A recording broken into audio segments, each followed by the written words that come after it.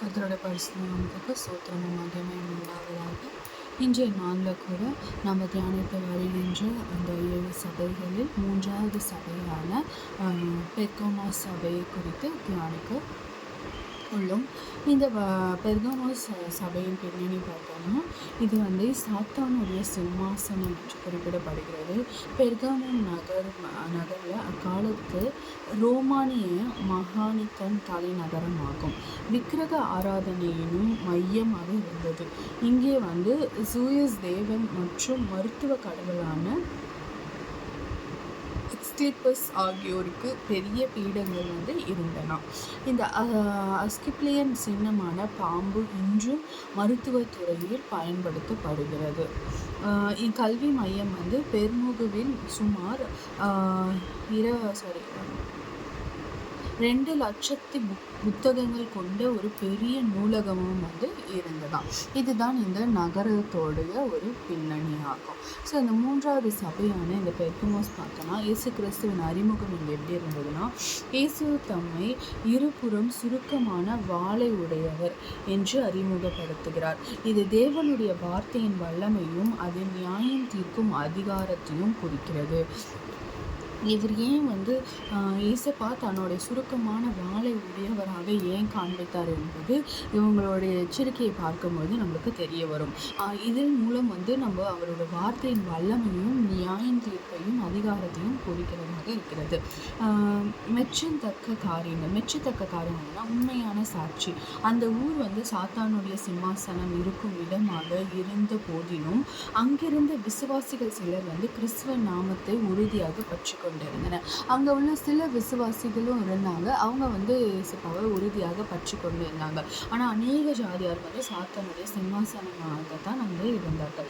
அந்திப்பா பிற்கால சபையில் அந்திப்பா என்பவர் விசுவாசத்திற்காக கொல்லப்பட்டார். அவர் இயேசு என்னுடைய உண்மையுள்ள சாட்சி என்று அழைக்கிறார். ஏசப்பாவே அந்த அந்திப்பாவை தன்னுடைய உண்மையான சாட்சி என்று அழைக்கிறாராம். அப்படியாக அந்த அந்திப்பா என்பவர் விசுவாசத்திற்காக கொல்லப்பட்டிருக்கிறதை பார்க்க முடிகிறது. கடிந்து கொள்ளுதல். இந்த பெர்கமோ சபை உலகத்தோட சமரசம் செய்து கொண்ட சபை. இங்கிலீஷில் இதை பார்க்கும்போது இதை காம்ப்ரமைஸ்டு சர்ச்ன்னு தான் சொல்கிறாங்க.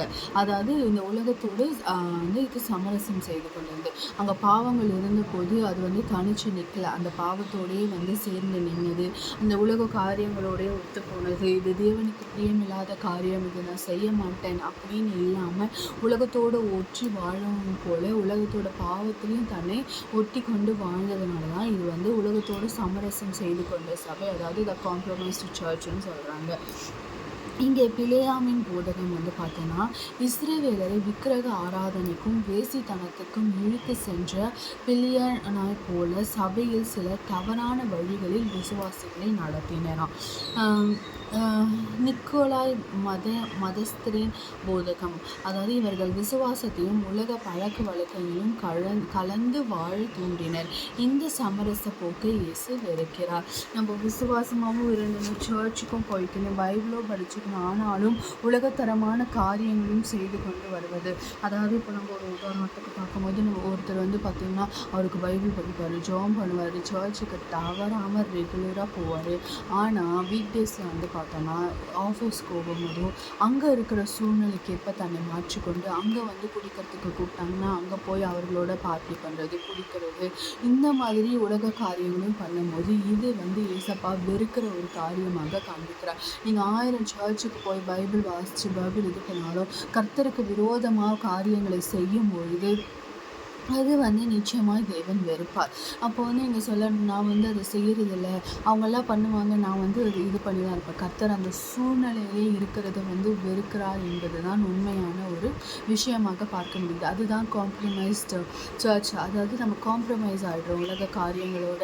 நம்ம பைபிள் படிக்கிறோம், நம்ம ஜெபம் பண்ணுறோம், நம்மளுக்கு எல்லாமே கடவுள்கிட்ட நம்ம விசுவாசமாக இருக்கிறோம் அப்படின்னு சொல்லிட்டு, ஆனால் உலகத்தரமான காரியங்கள் வரும்பொழுது அதோடு ஒத்தி போய் வாழ ஆரம்பிச்சிடுறோம். அந்த பாவங்கள் ஏசப்பா வெறுக்கிற பாவங்களாக இருக்கும். ஆனால் நம்ம என்ன சொல்கிறோம், இந்த உலகத்தில் இருக்க எல்லாமே பண்ணுறாங்க, நாங்களும் பண்ணுறோம் அப்படின்ற ஒரு காரியம். அதுதான் காம்ப்ரமைசிங். இந்த நம்ம பைபிளில் நம்மளுக்கு என்ன கொடுக்கப்படும், இந்த காரியம் தேவன் வெறுக்கிறார் என்றால் அந்த காரியத்தை சிந்தை அளவிலும் சிந்திக்கக்கூடாது அப்படின்ற ஒரு ஜெபம் தான் நம்ம வாழ்க்கையில் தினம் தினம் நம்மளுக்கு இருக்க வேண்டிய ஒரு ஜெபமாக இருக்கலாம். நம்ம வந்து வி ஆர் நாட் பர்ஃபெக்ட். நம்ம வந்து பரிசுத்தவான்கள் கிடையாது. நிச்சயமாக நம்மளுக்குள்ள பாவங்கள் வரும். ஆனால் அந்த பாவத்தை எப்படி மேற்கொள்வது என்பது தான் நம்ம காரியங்கள் இருக்கிறது. அதே நாசரேத்து வந்து பாவம் நிறைஞ்ச இடமா இருந்தது. ஆனால் ஏசப்பா அங்கே தான் இருந்தார். அங்கே தான் தன்னுடைய ஊழியத்தை வந்து தொடங்கினார். எப்படி அவரால் முடிஞ்சது? அந்த பரிசுத்தம் தான். அவரை போல நம்மளால் பரிசுத்தமாக இருக்க முடியாது. ஆனால் அது போல் நம்ம இருக்க, நம்ம பாவங்கள் நம்ம வந்து நெருங்கும் போது அதை நம்ம தொடாமல், அதை சிந்திக்காமல் இருக்க வேண்டும் அப்படின்னு நம்ம ஜெபிக்கணும். அதை நம்ம எப்படி பெற்றுக்கொள்ள முடியும்னா, தேவன் நம்ம இருதயத்தில் இருக்கும்போது தான் நம்மளால் பெற்றுக்கொள்ள முடியும். வெறும் சர்ச்சுக்கு போகும்போது மட்டும் கடவுள் நம்ம இருதயத்தில் இருந்தார்னா நம்மளால் அது கற்றுக்கொள்ள முடியாது. அப்போ மீதியான நேரம் சாத்தான் அந்த இருதயத்தில் உட்காந்துப்பான். இதுதான் நடக்கும். ஏன்னா வந்து நம்ம வந்து பைபிள் படிக்கும்போது, ஜெபம் பண்ணும்போது, சர்ச்சுக்கு போகும்போது மட்டும் கடவுளை வந்து நினச்சிட்டு நம்ம பரிசுத்தவான்களாக இருந்துட்டு, மீதி நேரத்தில் கடவுள் வந்து வெளியில் போக முடியாது. நம்ம எல்லா பாவங்களையும் நம்ம செஞ்சோம்னாலும் ஆட்டோமேட்டிக்காக கடவுள் வெளியில் போயிடுவார். அப்போது சாத்தானோட சிம்மாசனமான இந்த பரிபூர்ண சபையை போல தான் நம்மளும் வாழ முடியும். அதுதான் வந்து கடவுள் இன்னைக்கு நம்ம ஒருத்தர் உலகத்தோடு காம்ப்ரமைஸ் ஆகக்கூடாது. எதில்? பாவத்தில். மீதி காரியங்களில் கிடையாது. பாவம் இருக்கும்போது அது பாவமாக தான். நாங்கள் முன்னாடியே சொன்ன பிரகாரம் வந்து பைபிளில் சின்ன பாவம் பெரிய பாவம்லாம் ஒன்றுமே கிடையாது. எல்லாமே ஒரே பாவம் தான். எதையுமே வந்து கடவுள் சிறிய பாவம் பெரிய பாவம்னு எங்கேயாவது பார்க்குறோமா? கிடையவே கிடையாது. எல்லாமே பாவம் தான். ஆனால் எந்த பாவத்துக்கும் கடவுள் வந்து ஒரு மன்னிப்பை எழுதியிருக்கிறார். ஆனால் அதை வந்து நம்ம பெற்றுக்கொள்ளணும். பட் நம்ம தெரிஞ்சே வந்து அந்த பாவத்தில் உலகத்தோடு ஒத்து வாழ்வதற்காக வந்து நம்ம பண்ணக்கூடாது. அப்படி இருக்கும்போது தேவன் கடிந்து கொள்ளும் தேவனாக இருக்கிறத இந்த இடத்துல பார்க்க முடிகிறது.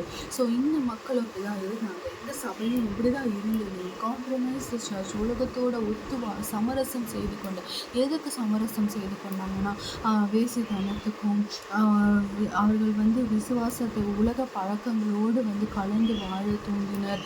உலக பழக்க வழக்கங்கள், நல்ல பழக்க வழக்கங்கள் அது ஆனால் வந்து தேவனை தூஷிக்கும் வகையில், தேவனை விரோதிக்கும் வகையில், அவனை வெறுக்கும் வகையில் அந்த காரியங்களை நம்ம செய்யும் போது அது வந்து ஒரு பாவத்தின் செயலாக தான் தேவன் அதை வெறுக்கிறார் என்று இந்த இடத்துல குறிப்பிடப்பட்டுள்ளது. எச்சரிக்கையும் வாக்குறுதி. இந்த சபைக்கு எச்சரிக்கையாக என்ன கொடுக்குறாருன்னா, தேவன் வந்து சபை மனம் திருந்தாவிட்டால் இயேசு தமது வாளினால் அவர்களோட போர் செய்ய வருவார் என்று எச்சரிக்கிறார். இதுக்கு தான் இவருடைய அந்த அறிமுகம் வந்து இருபுறம் சுருக்கமான வாளை உடையவராக காணப்படுகிறது.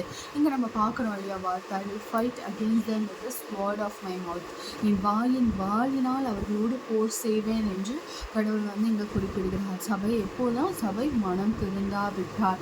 அவர் வாயினால் நம்மள இடத்துல போராடினா நம்ம என்ன ஆகும் என்பதை நம்ம நினச்சி கூட பார்க்க முடியாது. அப்படியான ஒரு எச்சரிக்கை இந்த சபைக்கு வந்து அவர் தருகிறார். ஆனால் அதே சமயம் நம் தேவன் இரக்கமுள்ள தேவன், வாக்குறுதியும் கொடுக்கிறார். ஜெயம் கொள்ளுகிறவர்களுக்கு இயேசு 3 காரியங்களை வாக்கு கொடுக்கிறார். மாறி ஜெயம் பெற்றுக்கொண்டால் 3 காரியங்கள் கொடுக்கிறாய் வாக்குறுதி. மறைவான மன்னா, வெண்மையான கல், புதிய நாமம். மறைவான மன்னா என்பது ஆவிக்குரிய போஜனம் மற்றும் கிறிஸ்துவோடு நெருக்கம். அதுதான் மன்னா. மறைவான மன்னா என்பது ஆவிக்குரிய வாழ்க்கையின் போஜனம். நம்ம வந்து உடல் ரீதியாக நம்ம சாப்பாடு சாப்பிட்டு நம்ம ஸ்ட்ரென்த்தாக இருக்கோம். நம்ம சாப்பிடலன்னா எப்படி இருப்போம்? நம்ம ஒரு வேளை இல்லை, 1 நாள் 3 நாள் சாப்பிடாம இருந்தால் என்ன ஆகும்? அதே போல் தான் நம்ம ஆவிக்குரிய வாழ்க்கையும். தேவனை தேடாமல், தேவனோட வார்த்தையை படிக்காமல், தேவனுடைய ஜெபத்தில் கலந்துடாமல், அவரோட வந்து அந்த ஆவிக்குரிய போஜனம், அதுதான் போஜனம். ப்ரேயரு, பைபிள் வாசிப்பது, இதெல்லாம் தான் வந்து ஆவிக்குரிய வாழ்க்கையின் போஜனம். அந்த போஜனத்தை நம்ம வந்து உண்ணாமல் இருந்தோம்னா நம்ம ஆவிக்குரிய வாழ்க்கையில் செத்தவர்களால் காணப்படுவோம். எப்படி நம்ம உலக ரீதியாக உடலுக்கு தேவையான உணவை வந்து கொடுக்காம இருந்து செத்து போயிடுவோமோ, அதே மாதிரி ஆவிக்குரிய வாழ்க்கையிலும் அதற்கான போஜனத்தை நம்ம கொடுக்கலன்னா செத்து போவோம். அதற்கான போஜனம் என்ன? கடவுளோடு பேசுவது, கடவுள் பேசும் வார்த்தைகளை பார்ப்பது, கேட்பது, அவரோட வார்த்தைகளை தியானிப்பது, இதெல்லாம் தான் அதோட போஜனம். ஆவிக்குரிய கனிகள் தான் அதோட போஜனம். நம்மளுக்கு வந்து அந்த டைம் ஸ்பிரிட்ஸ் இருந்துச்சுன்னா அதில் பேசுகிறது, ஒவ்வொரு நாளும் அதில் பேசுவது, இதெல்லாம் தான் ஆவிக்குரிய வாழ்க்கைக்கு போஜனம். அப்படி ஒரு போஜனத்தை கொடுக்கும்போது அது வந்து முஷ்டியும் வந்து அது அவ்வளோ ஒரு ஸ்ட்ரென்த்தான ஒரு வாழ்க்கையாக, பலவீனமான அல்ல, பலவானாக இருக்கும். ஆவிக்குரிய வாழ்க்கை பலத்தினால் நிரப்பப்பட்டிருக்கும் போது தான் அது வந்து அப்படிப்பட்ட ஒரு மறைவான மன்னாவை தேவன் தருவதாக மற்றும் கிறிஸ்துவின் நெருக்கம் அவரோட நெருங்கி இருக்கும்படியாய் தேவன் வந்து தருவேன். எவ்வளோ பெரிய ஒரு வாக்குறுதி இல்லையா? கிறிஸ்துவோட நெருக்கம் தருவேன் என்று இயேசப்பா சொல்கிறார். வெண்மையான கல் இது விடுதலையும் வெற்றிகரமான பிரவேசத்தையும் குறிக்கிறது. வெண்மையான கல் என்பது விடுதலை, அந்த பாவத்திலிருந்து கடவுள் விடுதலை. நீங்கள் மனமாறுங்க, நான் விடுதலை கொடுக்குறேன்றாரு. அதில் நம்மளால் வந்து அந்த பாவத்தை விட முடியாமல், நம்ம எத்தனையோ பாவங்களை வந்து நம்மளால் விட முடியாமல் நம்ம வந்து கஷ்டப்படுவோம் இல்லைங்களா? நம்ம வந்து என்னால் இந்த பாவத்தில் வந்து நான் மீண்டு வரணும்னு நினைக்கிறேன், ஆனால் என்னால் முடியவே இல்லை. அப்படி முடியாமல் நான் எப்படி தேவனை துதிக்கிறேன் அப்படின்னு நம்ம யோசிப்போம். அப்படியெல்லாம் கிடையாது. அந்த பாவத்திலேருந்து நீங்கள் முழுமையாக விடுதலை பெற்று தான் தேவனை துதிக்கணும்னு அவசியம் இல்லை. அந்த பாவத்தில் இருக்கும்போதே தேவனிடத்தில் அந்த விடுதலையை பெற்றுக்கொள்ளணும்.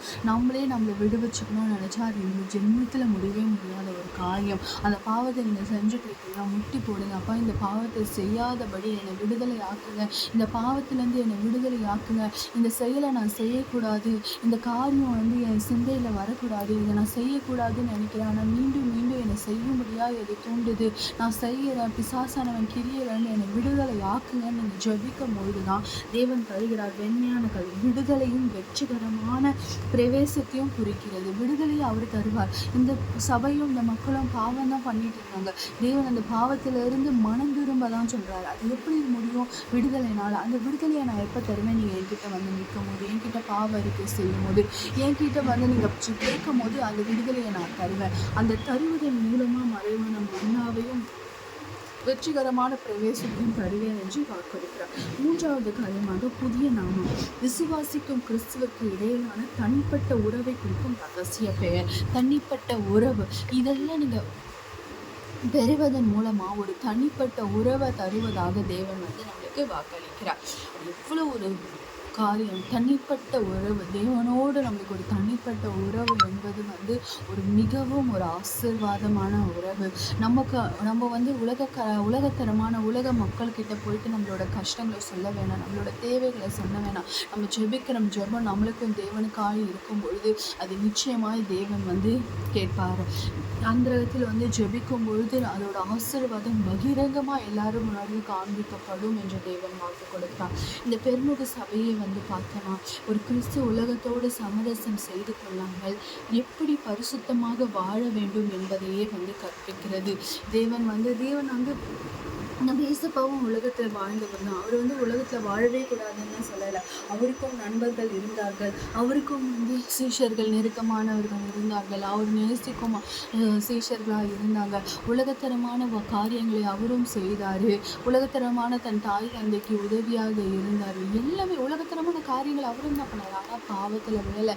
அவரை சுற்றி பாவங்கள் இருந்தும் அதை அவர் நெருங்கக்கூட விடாதபடி அவர் வந்து தன்னை பரிசுத்தமாக காத்து கொண்டார். அதே போல் நம்மளும் இருக்கணும்னு அவர் விரும்புகிறார். நம்மளால் அவரை மாதிரி கடவுளை மாதிரி நம்மளால் பரிசுத்தமாக இருக்கவே முடியாது. இந்த உலகத்தில் இருக்கிற யாருமே எவ்வளோ பெரிய ஆளாக இருந்தாலுமே தேவனை போல பரிசுத்தராக இருக்கிறதுக்கு வாய்ப்பே கிடையாது. ஆனால் நம்மளை பரிசுத்தமாய் காத்து கொள்ளும்படியாய் தேவனிடத்தில் நம்ம கேட்க முடியும். அவருக்கு பிரியமில்லாத காரியத்தை ஒவ்வொரு நாளும் எழுந்திருக்கும் போது உங்களோட ஜெபத்தில் அவருக்கு பிரியமான காரியத்தை செய்யும்படி கற்றுக் கொடுக்க சொல்லுங்கள்.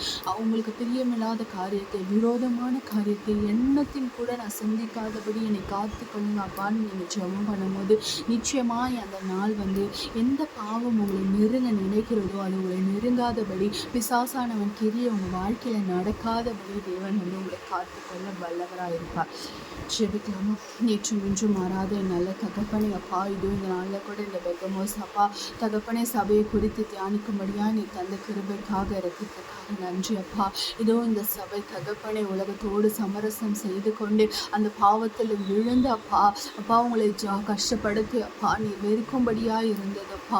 ஆனாலும் நீர் அந்த தகப்பனே சபைக்கு ஒரு எச்சரிப்பை தந்து மனம் திரும்பினால் அப்பா 3 வாக்குறுதிகளை தருவேன் என்று சொன்னேன் தேவன் அப்பா. இன்றும் கூட இந்த பாவம் நிறைந்த உலகத்தில் நாங்கள் வாழ்ந்து கொண்டு இருக்கிறோம் அப்பா. இந்த பாவங்கள் எங்களை மேற்கொள்ளாதபடி எங்களை காத்து கொள்ளுங்க அப்பா. தகப்பனை அப்படியா ஜெபிக்கிற ஒவ்வொருத்தரையும் கூட நீர் ஆசீர்வதிங்க.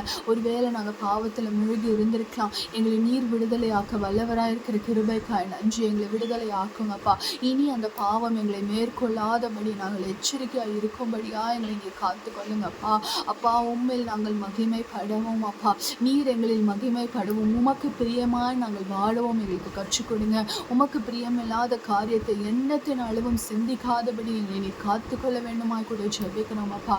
அப்படியாய் நீர் எங்கள் ஒவ்வொருத்தரும் நீர் தொட்டு ஆசீர்வதிக்க வேண்டுமா ஜெபிக்கிறோம் அப்பா. தகப்பனே, நீர் உங்களோட வார்த்தையினால எங்களோடு போராடும்படி தகப்பனே நாங்கள் எச்சரிக்கையாக இருக்கபடியாய் அப்பா, உங்களை நாங்கள் கஷ்டப்படுத்தாதபடி எங்கள் வாழ்க்கையில் நாங்கள் எச்சரிக்கையாக இருக்கும்படியாய் இந்த பெர்கமோ சபையை போல உண்மை அப்பா தகப்பனை நாங்கள் கஷ்டப்படுத்தி நீர் வெறுக்கும் சபையாக இல்லாதபடி அப்பா, நீர் நேசிக்கும் பிள்ளைகளாக நாங்கள் இருக்கும்படியாய் எங்களை நீர் உருவாக்குங்கப்பா.